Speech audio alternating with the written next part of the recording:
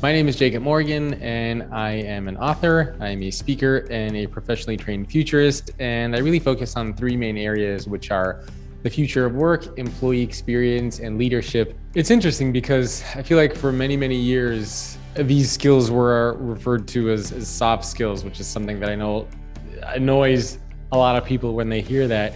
And that's very frustrating because especially what we've seen over the past few years is that it's precisely these types of soft skills that are so important for work. Things like empathy, things like emotional intelligence, things like self-awareness, being a great communicator, being able to listen, all right, which is so hard to do nowadays. This is ultimately, I think, what separates great leaders from people who are not great leaders. Because it's easy to teach somebody how to read a balance sheet. It's easy to teach somebody how to delegate. But a lot of these human qualities, I feel like we're forgetting about them, and we need to bring them back inside of our organizations. There are certainly some organizations out there who I think are doing a good job of embracing this, but even if you look at the theme of like the Great Resignation and why is that happening, I think a lot of it is because we're very much set and focused on the traditional job description.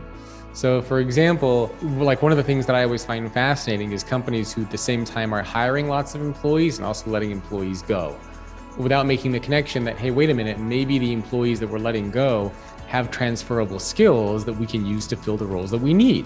So I think part of the challenge is that we're very obsessed with the job description instead of focusing on the skills that people have and how we might be able to transfer them into other roles and functions inside of our company. The big thing is that we don't teach this. We don't offer leadership training inside of organizations. In fact, one of the biggest things that I found to be most interesting from doing the research for the book is that on average, most people get into some sort of a leadership position at some point in their 20s, but we don't get any kind of formal leadership training until our late 30s or early or mid 40s.